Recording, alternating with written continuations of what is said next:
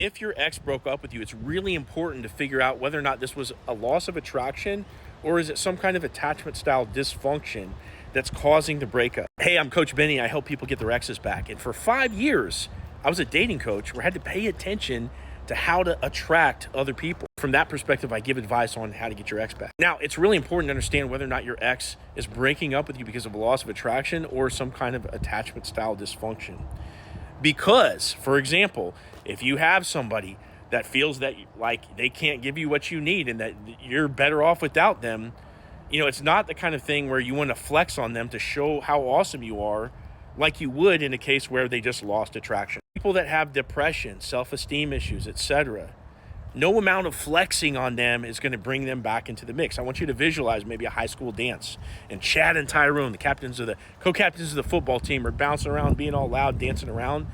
And if the object of their desire is Carrie, the goth, depressed girl that's sitting on the bench, the second they're bouncing around being all loud, she's going to scoot further down that bench because she's intimidated, because she's already down on herself, and she's not going to brighten up just because Chad is flexing. However, if your ex broke up with you because of a loss of attraction, it's incumbent upon you to flex. You have to show them what they're missing out on.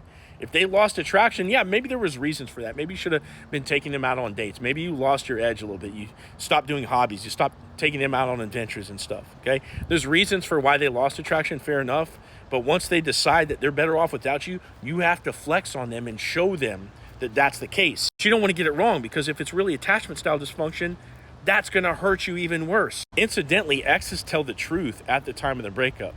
They're going to tell you what the reasons were. They're going to say, if they lost attraction, they're going to say, hey, I love you, but I'm not in love with you.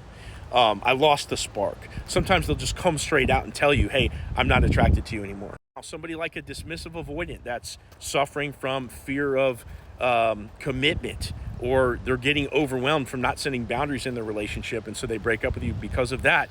They're going to say something like, I can't give you what you need.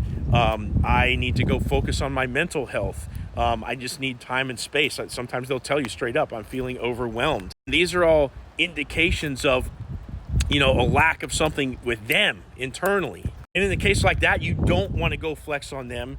You're going to prevent them from reaching out because they're going to think that you're better off without them. Sometimes figuring this out can get really tricky, because sometimes dismissive avoidance will do what we call a deactivation strategy to push you away. Sometimes they'll say things like loss of attraction statements, like, I just don't love you anymore, when it's not true. I've figured out ways to figure out, what's the real case. For example, looking at the frequency of sex, and there's some other markers there. So if you want to drill this down with me and get to the bottom of what you should do to get your ex back, look into my profile, click this link, set up a call with me, and let's talk.